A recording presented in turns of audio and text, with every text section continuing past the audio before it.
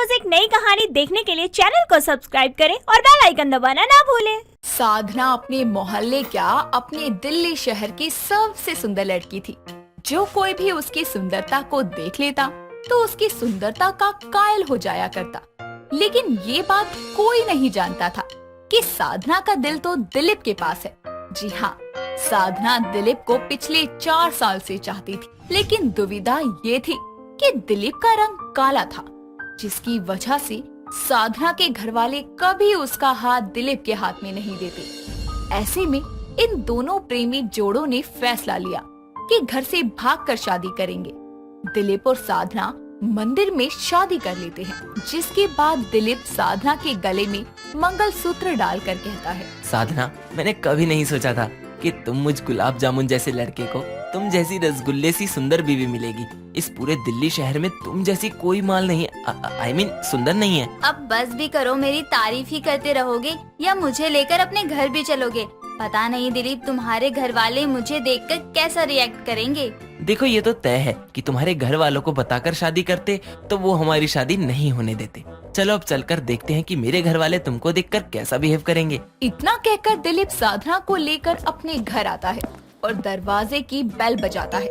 कुछ ही पलों में उसकी माँ सिमरन आकर दरवाजा खोलती है, जिसके बाद वो दरवाजे पर अपने बेटे के साथ खड़ी साधना को देखकर कहती, हाय प्रभु, ये क्या किया तूने? साधना की ये बात सुनकर उसका पति प्रभु अपने कमरे से निकलकर बाहर आता है और कहता है, अरे भाग्यवान, अब क्या कर दिया मैंने? क्यों मेरा नाम ले लेकर चिल्ला रही हो? तुमने नहीं किया तो क्या हुआ, तुम्हारे बेटे ने तो किया है। देखो क्या गुल खिला के आया है, ये शादी करके आ गया, वो भी हम दोनों को बिना बताए। तुझे इसमें ऐसा भी क्या दिखा कि तूने इससे शादी कर ली? तेरी मती मारी गई थी क्या? पापा, मैं इससे बहुत प्यार करता हूँ और इसके बिना नहीं रह सकता, इसीलिए मैंने इससे शादी कर ली। तू चुप कर, मैं तुझसे नहीं इस लड़की से बात कर रहा हूँ। बहू, तुम तो बहुत माल हो, मेरा मतलब सुंदर हो, प्यारी हो, फिर तुमने मेरे काले कलूटे बेटे से शादी क्यों की? चलो ये सब छोड़ो और अंदर आओ। जिसके बाद दिलीप और साधना अंदर आते हैं और धीरे धीरे प्रभु साधना को अपनी बहू स्वीकार कर लेता है। लेकिन अब दिक्कत थी तो बस सिमरन की, क्योंकि सिमरन अपनी बहू को कुछ खास पसंद नहीं करती थी। धीरे धीरे वक्त बीतता है और दिलीप के भागकर शादी करने की बात और साधना की सुंदरता की खबर उसके पूरे मोहल्ले में फैल जाती है। जिसके बाद एक दिन सिमरन अपनी बहू साधना के कमरे में आकर उससे कहती है, ए लड़की, जल्दी तैयार हो जा, हम दोनों को मार्केट जाना है कुछ सामान लेने के लिए। ठीक है माँ जी, मैं बस तैयार होकर आई। कितना मेकअप पोत रखा है तूने, कितना श्रृंगार करती है, चुपचाप चल जैसे भी। साधना अपनी सास की बात मानकर बिना तैयार हुए उसके साथ मार्केट के लिए निकल जाती है और उनके घर से निकलते ही मोहल्ले के 50 वर्षीय कुंवारे चौबे जी कहते, क्या बात है, दिलीप बेटा की कोनो लॉटरी लग गई लगता है। दिल्ली की सबसे माल बहू हाथ लगी है। लंगूर के हाथ अंगूर की कहावत सच होती देखी अब मैंने। अरे चौबे भाई, अपने उम्र का तो लिहाज किया होता, पैर कबर में लटके हुए हैं और लड़कियों से बदतमीजी कर रहे हो, शर्म नहीं आती आपको? प्यार उम्र थोड़ी देखता है, हम तो अभी तक कुंवारे हैं। ये तो हमारा हक है कि माल को माल बोले। वैसे इतनी माल लड़की मिली कहाँ से आपको अपने काले बेटे के लिए? जरा हमको भी बता दो। साधना को ये सुनकर गुस्सा आता है और वो उसको जवाब देने लगती है, लेकिन तभी उसकी सास सिमरन उसका हाथ पकड़कर उसे रोक लेती है और दोनों मार्केट के लिए निकल जाते हैं। जहाँ थोड़ा आगे जाकर उन्हें नुक्कड़ पर कुछ आवारा लड़के खड़े नजर आते हैं और उनमें से एक लड़का साधना को देखकर कहता है, हाय हाय, ये किसकी बहू है जो इतनी कातिलाना है? माल है माल, लगता है दिल्ली में भी माल घूमने लगी है। साधना को फिर से सिमरन रोक लेती है और दोनों घर आ जाती हैं। जिसके बाद घर आकर साधना ड्राइंग रूम में बैग पटककर अपनी सास से सवाल करती, माँ जी, आपने मुझे उसे जवाब क्यों नहीं देने दिया? ये लोग हमें तंग करते रहेंगे और हम ऐसे ही सुनते रहेंगे क्या? ए लड़की, पहले तू मुझे माँ जी कहना बंद कर। पहले तो मेरे लड़के से शादी कर ली, उसकी जिंदगी खराब कर दी, अब तो गली के लोगों से लड़ना भी चाहती है। मैंने आपकी बेटी की जिंदगी कैसे खराब की माँ जी? हम दोनों तो एक दूसरे से बहुत प्यार करते हैं। यही तो दिक्कत है कि तुम दोनों एक दूसरे से प्यार करते हो, मेरे बेटे का रंग काला है और तू गोरी चिट्टी एकदम माल जैसी। अब तुम दोनों में फर्क देखकर लोग ताने तो मारेंगे ही ना। अब ऐसे में सबसे लड़ते रहना गलत है। अब तू मुझे मत समझा, अब प्रभु ने मेरे बेटे को ऐसा ही बनाया है तो ये सब सुनना ही पड़ेगा। ये बात सुनकर सिमरन का पति प्रभु किचन से उनके लिए चाय लेकर वहाँ आकर कहता है, मैंने क्या बनाया? मैंने तो तुम दोनों के लिए चाय बनाई है। क्यों नहीं बनानी थी क्या? तुम भी ना जब देखो मुझे सुनाती रहती हो, साधना बहू कितनी अच्छी है, हमारे बेटे को कुछ नहीं कहती। एक तो ये आदमी बिना बुलाए आ जाता है और जब इसको बुलाओ तब ये आता नहीं है। हद होती है। हद तो तुमने कर रखी है सिमरन। अब बहू गोरी है, सुंदर है, तो इसमें उसका क्या दोष? अब जैसे तुम्हारा बेटा काला है, इसमें किसी का दोष नहीं, ऐसे ही इसके रूप रंग में इसका कोई दोष नहीं। हमारा समाज ही ऐसा है कि लड़की सुंदर ना हो तो उसे ताने देकर मार देते हैं और सुंदर हो तो अपशब्द कहकर मार देते हैं। तुम उसकी सास होकर उसके साथ ऐसा करोगी तो ये और लोगों से क्या उम्मीद करेगी?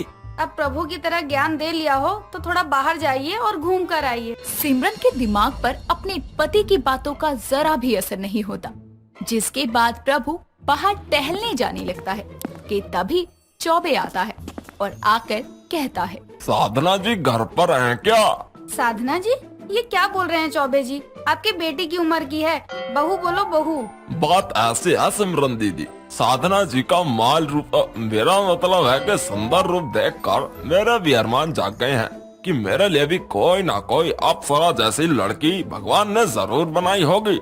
इसीलिए मैं साधना जी से ये पूछने आया था कि उनकी कोई छोटी बहन है तो मेरी बात चला देती। चौबे की ये बात और इतना साहस देखकर सिमरन की सब्र का बांध टूट जाता है और वो अपनी बहू से कहती है, बस बहू बहुत हुआ, मैं ही गलत समझ रही थी तुझे जब ये लोग तुझे माल कह रहे थे।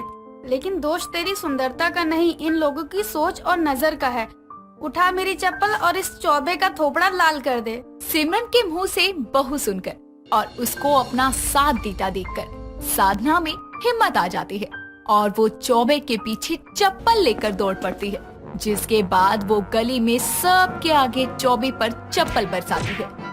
और इसी के बाद गली में किसी की हिम्मत नहीं होती कि दोबारा वो साधना को माल बोल सके। और उसकी जमकर सुताई करने के बाद साधना कहती है, क्यों चाचा चौबे जी, कैसे लगी आपको दिल्ली की माल बहू की सुताई?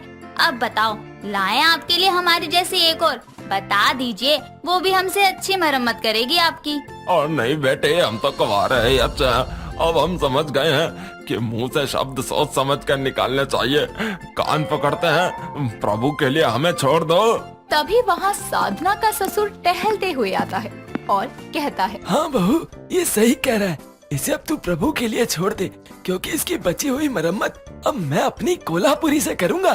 जिसके बाद प्रभु भी चौबे पर हाथ साफ करता है और सब साधना को दिल्ली की माल बहू कहना छोड़कर इज्जत से उसका नाम लेकर उसे बुलाने लगते हैं। और इस तरह दिल्ली की माल बहू को उसका असली नाम मिलता है। ये हमारा हक है कि हम कैसे रहें, किसके साथ रहें। ये हक किसी को नहीं है कि कोई आपको ताने दे या कटु वचन बोले। अगर कोई ऐसा करता है तो चुप मत रहिए और उसके खिलाफ आवाज उठाइए। और हमारी ये कहानी कैसी लगी हमें कमेंट करके बताइए। मिर्ची अपने नाम की तरह ही तीखी और तेज तर्रार लड़की थी, जिसको तीखा खाने की बहुत आदत थी। हर डिश में उसको तीखा ज्यादा चाहिए होता है। एक दिन तो जब वो अपने घर में बैठी spicy tandoori momos with extra spicy chutney के साथ खा रही थी, तभी उसकी माँ बबली आकर उसको बोलती है, अरे तू फिर ले आई है मोमोज? तेरा बाहर का खाना खा खा कर पेट नहीं भरता क्या? कभी चाउमीन, कभी बर्गर, कभी ये चाइनीज से मोमोज और ऊपर से भर भर के ये लाल मिर्च वाली चटनी। अरे माँ, तीखे में ही तो मजा है। आए हाय, गरम गरम मोमो जब तीखी स्पाइसी चटनी के साथ मुंह में आते हैं, मजा ही आ जाता है। लाजवाब स्वाद आएगा। स्वाद नहीं, भगवान याद आएगा। अरे इतना तीखा खाती है, तेरे पेट के लिए अच्छा नहीं है। तेरा नाम मिर्ची है, इसका मतलब ये नहीं कि तू सारा ही मिर्ची खाना खाती रहे। तो ये तो आपको मेरा नाम रखने से पहले सोचना चाहिए था ना। अब तो मुझे तीखा खाने की आदत है और मैं अपनी ये आदत किसी के लिए नहीं छोड़ सकती। ठूस ले, अच्छे से ठूस ले, जब सुबह निकालेगी ना तब पता चलेगा। अरे किसी को कुछ पता नहीं चलेगा, पहली बार थोड़ी ना खा रही हो, अरे हमेशा से खाते आ रही हूँ। मिर्ची 1 मिनट के अंदर ही सारे स्पाइसी मोमोज खा जाती है। ऐसे ही वो कभी भी बाहर जाती तो वहाँ भी एक्स्ट्रा स्पाइसी खाना ऑर्डर करती। इससे उसको एक फायदा तो होता ही था कि उसकी प्लेट में से कोई भी खाना नहीं खाता था, लेकिन गुजरते समय के साथ उसकी ये आदत और बढ़ गई। अब मिर्ची की उम्र शादी लायक हो गई थी, इसीलिए उसकी माँ उसकी शादी शौर्य नाम के लड़के से तय कर देती है और थोड़े समय बाद में उसकी शादी उससे करवा देती है। शादी के बाद जब मिर्ची पहली बार खाना बनाती है तो पहला निवाला खाते ही उसकी सास कुसुम बोलती है, हाय हाय आग लग गई, शौर्य बेटा पानी दे। अरे माँ जी कहाँ आग लग गई, मुझे तो दिख नहीं रही। हाँ माँ, कहाँ लगी है आग? मुझे भी नहीं दिख रही। मेरे पेट में बेटा, और कहाँ। अरे करमजली, ये खाना है या मिर्च का घोल? कितनी तीखी सब्जी है, इसको खाकर तो पेट में आग लगेगी। पर माँ जी मैंने तो मिर्ची डाली ही नहीं है इतनी, देखो खाकर बताती। मिर्ची अपनी बनाई सब्जी बड़े ही आराम से चखकर अपनी सास से बोलती है, देखो मुझे तो जरा सी भी मिर्ची नहीं लग रही, कहीं से भी कोई चीज तीखी नहीं है। अरे आप बिना खामखा के ओवर एक्टिंग कर रही है ताकि पहली बार आपको मुझे रसोई का शगुन न देना पड़े। अरे मिर्ची ऐसा नहीं है, माँ को शायद लग रही हो ज्यादा मिर्च। रुको मैं खाकर बताता हूँ। शौर्य मिर्ची के बनाए खाने को चखता है तो उसकी आंखें ही खुली की खुली रह जाती है। वो कुछ बोलने लायक ही नहीं बचता और आंखों से ही पानी मांगने का इशारा करता है। ये देखकर मिर्ची बोलती है, देखा कहा था ना नहीं है मिर्ची। शौर्य जी ने भी कितने आराम से खाना खा लिया, शायद इतना अच्छा खाना बना है कि वो कुछ बोलने लायक ही नहीं बचे। अरे नासपिटी, वो पानी मांग रहा है, पानी दे। मिर्ची शौर्य को पानी दे देती है, जिसके बाद वो पानी पीकर जीभ बाहर निकालकर हाथ से हवा करता है और बोलता है, ये खाना बनाया है। अरे इतनी मिर्च तो मिर्च में भी नहीं होती, कसम से माँ पेट में आग लग जाती है। मुझे नहीं खाना ये खाना, सारे मुंह को जलाकर रख दिया। आ बेटा, मैं तुझे दही चीनी खिलाती हूँ, ठंडक मिलेगी तेरी जीभ को। कुसुम शौर्य को दही चीनी खिला देती है, जिसको खाकर वो अपने काम पर निकल जाता है। फिर सब अपने कामों में व्यस्त हो जाते हैं। शाम होने पर मिर्ची खाना बनाने की तैयारी करती है, जिसे देखकर कुसुम उसे बोलती है, बहू सुन ले, रात के खाने में मिर्च डालने की जरूरत नहीं है। अच्छा ठीक है। मिर्ची खाना बनाती है जिसमें बिल्कुल भी मिर्च नहीं होती।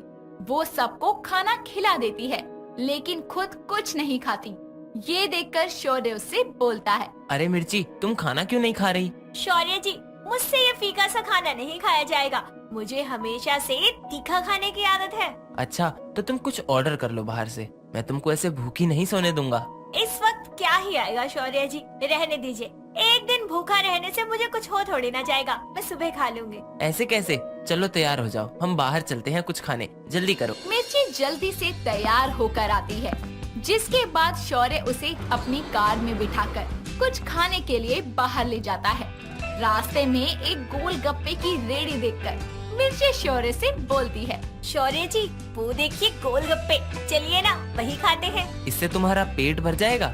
ऐसी कौन सी लड़की है जिसका गोलगप्पे खाकर पेट भर जाए? फिर भी आज रात के लिए यही काफी होंगे। ठीक है बाबा, मैं गाड़ी साइड लगाता हूँ, फिर गोलगप्पे खाते हैं। शौर्य अपनी कार को रोककर मिर्ची को गोलगप्पे वाले के पास लेके जाता है, जहाँ मिर्ची उस गोलगप्पे वाले को बोलती है, भैया जी गोलगप्पे खिला दो और एकदम बढ़िया तीखे। गोलगप्पे वाला मिर्ची को गोलगप्पे खिलाना शुरू करता है।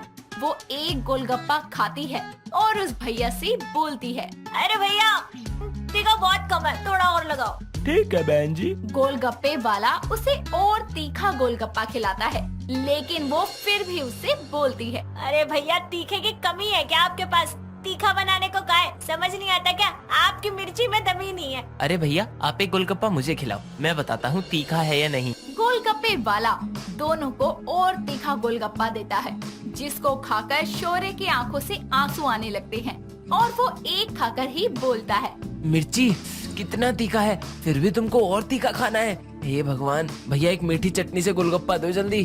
अरे कौन से एंगल से तीखा है ये? भैया आप थोड़ा और तीखा बनाओ। गोलगप्पे वाला मिर्ची को तीखे से तीखा गोलगप्पा खिलाता है, लेकिन उसके मुंह को तीखा लगता ही नहीं है। गुस्से में गोलगप्पे वाला बोलता है, अरे बहन जी, अब इससे तीखा नहीं बना सकता। अरे इतना ही तीखा खाना है तो लाल मिर्च खा लीजिए। भैया मेरे पैसे दो, मैं इनको इससे ज्यादा तीखा नहीं खिला सकता। शौर्य गोलगप्पे वाले को पैसे देकर मिर्ची को वापस कार में बैठाकर जाने लगता है। तभी मिर्ची उसे बोलती है, देखा, मैंने कहा था ना कि इस टाइम कुछ नहीं मिलेगा। गोलगप्पे भी मिले तो फीके। हे भगवान, मिर्ची सच्ची तुम अपने नाम की तरह मिर्ची ही हो। तुमको तीखे में भी तीखे का स्वाद नहीं आता। इतना ज्यादा तीखा खाना भी खाना नहीं चाहिए। शौर्य जी, अब मेरी जुबान को सिर्फ तीखा ही स्वाद आता है तो मैं क्या करूं? दोनों घर आते हैं। अगली सुबह मिर्ची के घर उसकी मौसी सास सुमित्रा आती है, जिसको देखकर उसकी सास बोलती है, अरे दीदी आओ, अचानक कैसे आना हुआ? अरे कुसुम, शौर्य की शादी में नहीं आ पाई थी तो सोचा चल अब मिलाती हूँ। नई बहू का चेहरा भी तो देखना था।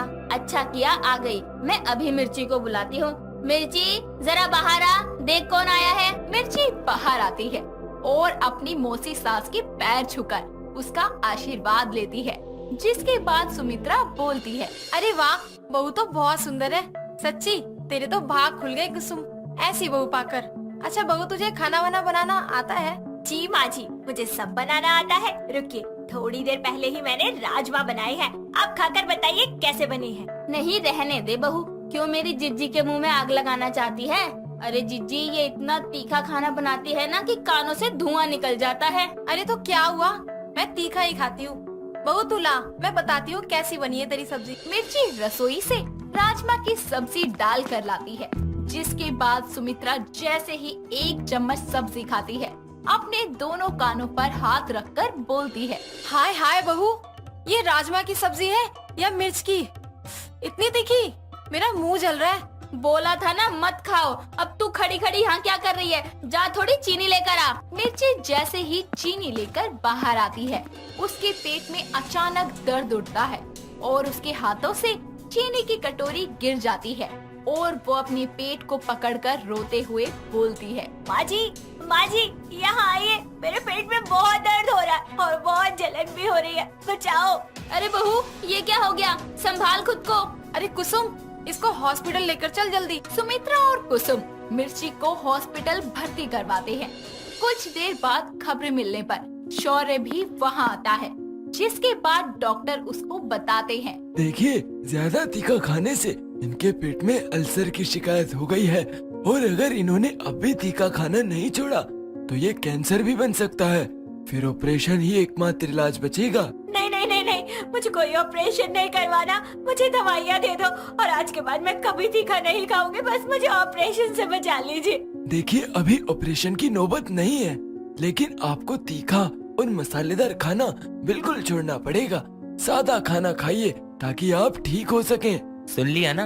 अब देख लो, जुबान का स्वाद बनाए रखना है या जिंदगी। मुझे मेरी जिंदगी चाहिए शौर्य जी, वो भी आपके साथ। अब मैं कभी तीखा नहीं खाऊंगी, पक्का, आपकी कसम। हर चीज की अति बुरी होती है।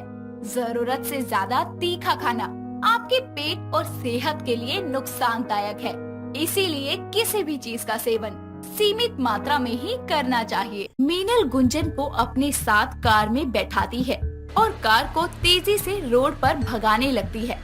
कार को एक सुनसान रास्ते पर ले जाकर मीनल कार को रोक देती है और दोनों कार से बाहर आती हैं।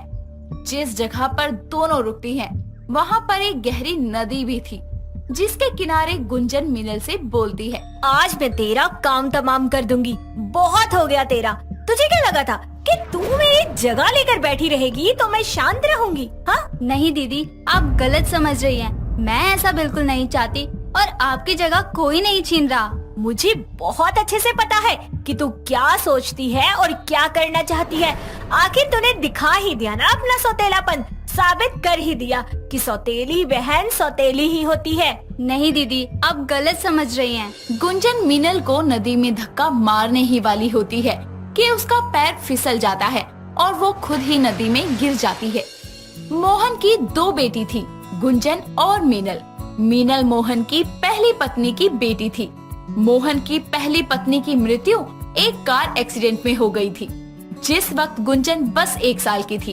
अपनी बच्ची के अच्छे भविष्य और घर संभालने के लिए मोहन ने सुमन नाम की एक औरत से शादी कर ली। कुछ समय बाद दोनों की एक बेटी होती है जिसका नाम गुंजन रखा जाता है। सुमन हमेशा ही दोनों को बराबर का प्यार दिया करती थी। उसने कभी भी मीनल को ये एहसास नहीं होने दिया कि वो उसकी सौतेली माँ है।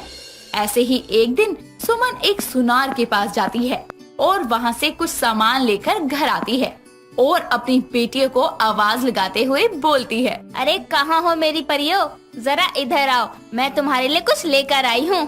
तभी वहाँ मीनल और गुंजन आती है और मीनल अपनी माँ से बोलती है, क्या लाई हो माँ? मैं तुम दोनों के लिए एक सुंदर सा ब्रेसलेट लेकर आई हूँ। अच्छा, जरा दिखाओ तो कैसा है। ये लो मीनल बेटा और ये लो गुंजन बेटा। माँ, ये तो बहुत सुंदर है और मेरे लिए ये सबसे कीमती चीज है, क्योंकि आप इसे लेकर आई हो तो इस ब्रेसलेट की वैल्यू और भी बढ़ गई है। ओ मम्मी, आपको तो फैशन का फा भी नहीं पता है। अरे आजकल कौन पहनता है ये ओल्ड स्टाइल ब्रेसलेट, बिल्कुल पुराना डिजाइन है ये। अरे दीदी, कितना सुंदर तो है। देखो माँ, हमारे लिए कितने प्यार से लाई है। तुझसे किसी ने पूछा है? बिना बात उंगलबाजी कर रही है। माफ करना दीदी। क्या गलत बोला उसने, बताइए जरा। तेरे नखरे तो इतने हैं जैसे कि किसी राजा महाराजा के घर की बेटी हो। अपनी औकात में रहना सीख। वाह, ये मेरी माँ नहीं बल्कि मीनल की माँ बोल रही है। आप मेरी माँ हो ही नहीं सकती। इसमें क्या गलत बोला उसने जो तू इतना भड़क रही है? अरे माँ, बस करो ना, हो गया ना अब। तू चुप कर, इसकी बातें मत सुना कर, और तुझे एक सुनाए तो तू इसे 3 सुना दिया कर। गुंजन गुस्से से अपने कमरे में चली जाती है और वहाँ बैठकर रोते हुए खुद से बोलती है, आखिर ये कब जाएगी मेरे घर से? पता नहीं क्या लिखा पढ़ा दिया है इसने मेरे माँ बाप को। मुझे तो ऐसे लगता है जैसे इनकी सौतेली औलाद मीनल नहीं बल्कि मैं हूँ। अपनी औलाद के होते हुए भी मुझे सौतेलो जैसा प्यार दिया जाता है। मेरे साथ ही भेदभाव किया जाता है। मीनल चाहे जो बोल दे वो पत्थर की लकीर हो जाता है और मेरी बात को तो सुनकर भी नजरअंदाज कर दिया जाता है। ऐसे ही समय बीतता है और गुंजन अपनी सौतेली बहन मीनल से और ज्यादा नफरत करने लगती है। इतना कि वो दिन रात उसकी आंखों में खटकती। जब भी मोहन और सुमन मीनल की तारीफ करते तो गुंजन गुस्से से लाल पीली हो जाया करती। ऐसे ही एक दिन सुमन अपनी दोस्त कुसुम के घर जाती है और गुंजन को आवाज लगाकर बोलती है, अरे गुंजन, क्या तू मेरे साथ मेरी सहेली के घर चलेगी? क्या मम्मी, आप भी ना। अब आप आंटियों के साथ बैठकर मैं चुगलियाँ सुनूंगी क्या? आप ही जाओ, मुझे नहीं जाना। तुझे तो बोलना ही बेकार है। अरे मीनल बेटा, तू कहाँ है? इधर आ। हाँ माँ, बोलो, क्या हुआ? कुछ चाहिए आपको? अरे बेटा, मेरे साथ मेरी सहेली के घर चल, थोड़ा घूमना फिरना भी हो जाएगा। मगर माँ, घर में बहुत सारा काम है। अरे ये गुंजन कर लेगी, आखिर ये घर में पड़े पड़े क्या करेगी? मैं कोई घर का काम नहीं करूँगी, समझी आप? अच्छा जी, ऐसे कैसे नहीं करेगी तू? अगर घर का काम नहीं हुआ तो फिर देखियो, तेरा फोन ही छीन लूंगी मैं। सुमन और मीनल दोनों कुसुम आंटी के घर जाने के लिए निकल जाती हैं। तो वहीं गुंजन मुंह बनाकर घर का सारा काम करने लगती है। ऐसे ही सुमन और मीनल को घर आते आते रात के 10 बज जाते हैं और उनको लेट आता देखकर गुंजन बोलती है, हो गया आप दोनों का सैर सपाटा। अरे गुंजन, तू भी होती तो बहुत मजा आता। हम सब तो फिल्म देखने गए थे। हाँ हाँ, घूमो फिरो, नाचो गाओ, आइसक्रीम खाओ, डोसा खाओ। मैं तो घर की नौकरानी हूँ जिसे काम करने के लिए पैदा किया है। आपकी सगी बेटी तो ये है, मैं तो सौतेली हूँ, मुझे रोड से उठाया था। आज तो बोल दिया, लेकिन दोबारा मत बोलना। तू सौतेली नहीं है, ना ही मीनल, दोनों ही मेरी बेटियां हो और मैं दोनों से बहुत प्यार करती हूँ। आज इसकी वजह से आपने मुझ पर हाथ उठाया माँ, मुझसे कोई प्यार नहीं करता। गुंजन अपने कमरे में चली जाती है। तभी वहाँ उसकी माँ आती है और सुमन उसे समझाते हुए बोलती है, गुंजन, तुझे मैं कैसे समझाऊं? तूने कभी सोचा है कि मीनल पर क्या बीती है तेरा ऐसा बर्ताव देखकर? मन ही मन तूने कितनी कड़वाहट भर रखी है उसके लिए। और बेटा, उसकी माँ नहीं है इस दुनिया में, मगर उसने कभी भी मुझे अपनी सौतेली माँ नहीं समझा। लेकिन बेटा, तू उसको हमेशा सौतेला समझती है। मेरी बात मान तो तू उसको अपना ले और दोनों खुशी खुशी रहो। लाडो, मेरे लिए तुम दोनों एक जैसे हो। मैंने तुम दोनों में कभी फर्क नहीं किया, एक जैसा प्यार किया है। बेटा अपना ये गुस्सा छोड़ दे और अपनी बहन के साथ मिलकर रह। मुझे आपसे कोई बात नहीं करनी, चली जाइए आप यहाँ से। अपनी बेटी मीनल को प्यार कीजिए, वही है ना आपकी बेटी। मैं तो आपकी कुछ नहीं लगती, मुझे कोई बात नहीं करनी आपसे। तभी वहाँ मीनल आती है और मीनल गुंजन से बोलती है, दीदी आप माँ की बात का बुरा मत मानो, क्योंकि माँ कितना भी अपने बच्चों को डांट ले मगर वो अपने बच्चे से प्यार करना नहीं छोड़ती। मैंने कह दिया ना कि मुझे कोई बात नहीं करनी है आप में से किसी से भी। सुनाई नहीं देता, समझ नहीं आ रहा। आप जा रहे हैं या फिर मैं चली जाऊँ यहाँ से? माँ मुझे लगता है इनको थोड़ा सा अकेले रहने दो। मीनल गुंजन को अपने साथ कार में बैठाती है और कार को तेजी से रोड पर ले जा रही होती है। कार को एक सुनसान से रास्ते पर ले जाकर वो रोकती है और दोनों कार से बाहर आती हैं। जिस जगह पर वो रुकते हैं वहाँ पर एक गहरी नदी थी, जिसके किनारे गुंजन मीनल से बोलती है, आज मैं तेरा काम तमाम कर दूंगी। तुझे क्या लगा था कि तू मेरी जगह लेकर बैठी रहेगी तो मैं शांत बैठी रहूंगी? नहीं दीदी, आप गलत समझ रही हैं। मैं ऐसा बिल्कुल नहीं चाहती और आपकी जगह कोई नहीं छीन रहा। मुझे सब पता है कि तू क्या सोचती है और क्या करती है। आखिर तूने अपना सौतेलापन दिखा ही दिया, साबित कर दिया कि सौतेली बहन सौतेली ही होती है। नहीं दीदी, आप गलत समझ रही हैं। गुंजन मीनल को नदी में धक्का मारने ही वाली होती है कि उसका पैर फिसल जाता है और वो खुद जाकर नदी में गिरती है। गुंजन नदी में खुद को बचाने की बहुत कोशिश करती है। मीनल ना आओ देखती है ना ताओ। वो अपनी बहन को बचाने के लिए नदी में कूद जाती है और उसको बचाने की कोशिश करती है। तभी सभी आसपास के लोग वहाँ आते हैं और गुंजन को बचाकर बाहर निकालते हैं। तभी गुंजन बोलती है, मेरी बहन भी है इसके अंदर, आप उसे भी बचा लो। वो लोग मीनल को भी बचाने की कोशिश करते हैं। किसी तरह मीनल भी बचकर बाहर आती है। थोड़ी देर बाद दोनों को वो लोग हॉस्पिटल ले जाते हैं। गुंजन मीनल के पास आकर उससे बोलती है, मीनल मुझे माफ कर दे, मैं तो तुझे मारने के लिए यहाँ आई थी, उल्टा खुद ही मौत के मुंह में गिर गई और तूने बिना अपनी जान की परवाह किए मेरी जान बचाई। तू कितनी अच्छी है, मैं आज तक तुझे कभी समझ ही नहीं पाई मेरी बहन। तू मेरी सौतेली बहन नहीं बल्कि मेरी खुद की बहन है, मुझे माफ कर दे। नहीं दीदी, आप माफी मत मांगो। जो हुआ वो एक बुरा वक्त था, मगर इसी बहाने ही सही मुझे मेरी दीदी तो मिल गई ना। और अगर मैं आज मर भी जाती ना तो भी मुझे गम नहीं होता। ऐसे मत बोल पागल, बस मुझे माफ कर दे। हम दोनों बहनें मिलकर जिंदगी की एक नई शुरुआत करेंगे। हाँ हाँ दीदी, क्यों नहीं।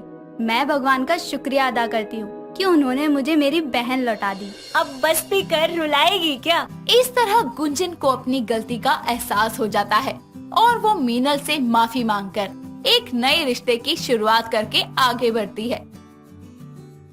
दोस्तों, अगर आपको ये कहानी पसंद आई तो इसे लाइक करें, शेयर करें और कमेंट करके बताएं कि कहानी में आपको सबसे अच्छा क्या लगा।